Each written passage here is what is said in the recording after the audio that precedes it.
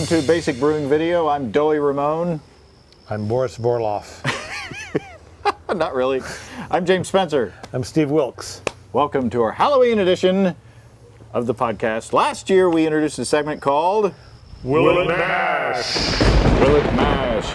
But then over the year we found out it was a bit restrictive because everything has to do with the mash tun. Yeah. So we're introducing this year a new feature called Will It Brew? Is that general enough for you? I think that ought to work. Do you like my bangs? I do. Good. I could taste mine. The reason you haven't seen us this month is we've been busy.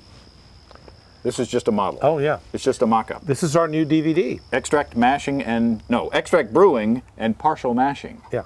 So look for this soon. We do extract brewing.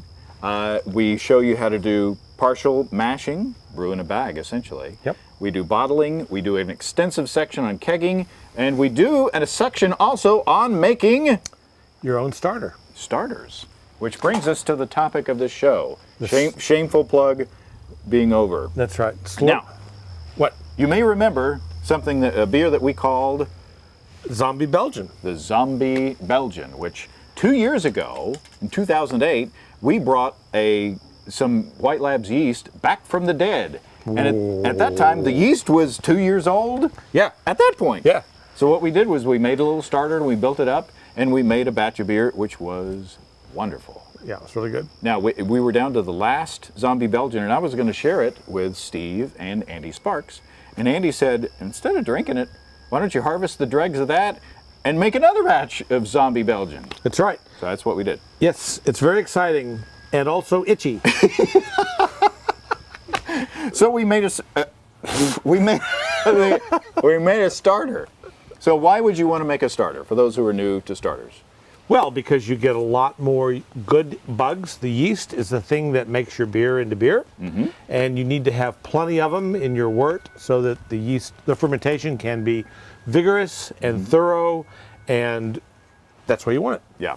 Yeah, it does several things. You can build up the number of cells to get a proper fermentation. You can check out your yeast if you've got some old yeast to make sure that it's still viable. Check out my yeast.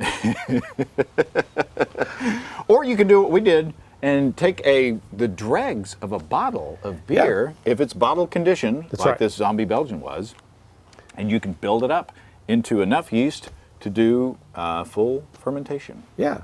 So, shall we tell them what we did? Let's do. 1, 2, 3, 4! You want to start with a small starter for something like this. So, I took 350 milliliters of water, which is about a cup and a third, yep. And I added 15 grams of dry malt extract, which is about a tablespoon. And I boiled it in an Erlenmeyer flask, which you want to be very, very careful to boil in an Erlenmeyer flask because you can get a boilover very easily. Yep. And then into that little bitty starter, I put the dregs of our beautiful last Zombie Belgian beer. And I wish you could have been there because, It was a beautiful beer and it was tasty. Well, James was doing that. I was sitting at home on the couch. With the Coors Light. With the Coors Light.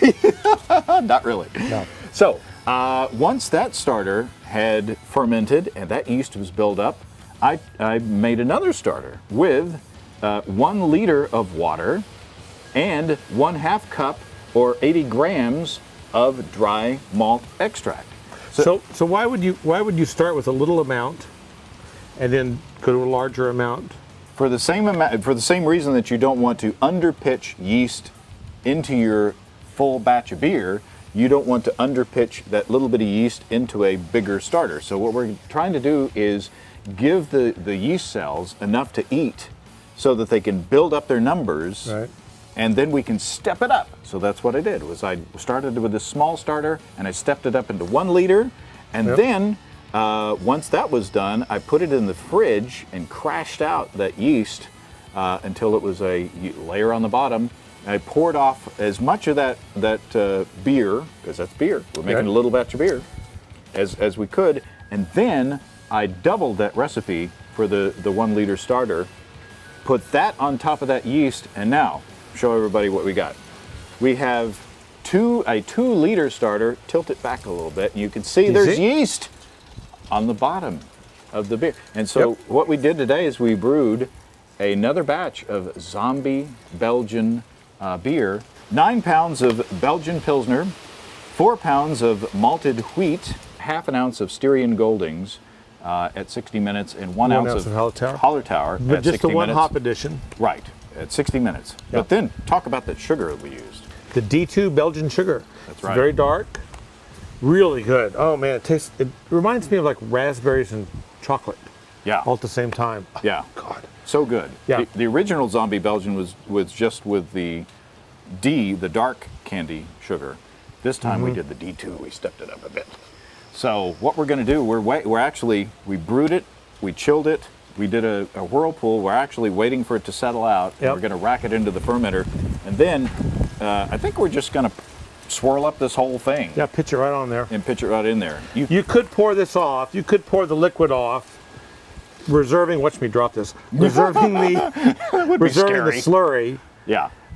And that would be okay. Right. But we're just going to pour the whole thing in there. Yeah. If we had some fringe, it'd be the slurry with the fringe on top. I can't resist that. But we don't. So the reason that we're doing that is because it hasn't had time to settle completely, and there's lots of healthy yeast still in solution that I don't want to waste. But the thing smelled great. It was on the stir plate, and you use a stir plate to knock out the CO2 and to keep the yeast in suspension and to increase your cell numbers. And the smell off of this, it smelled like a Hefeweizen. So this is the White Labs 500. I believe it's the Trappist ale yeast. So, yes, that's right. So we have resurrected for the second time the Zombie Belgian yeast. And that's how I feel after dinner. Excuse me. a little revisit there. Okay.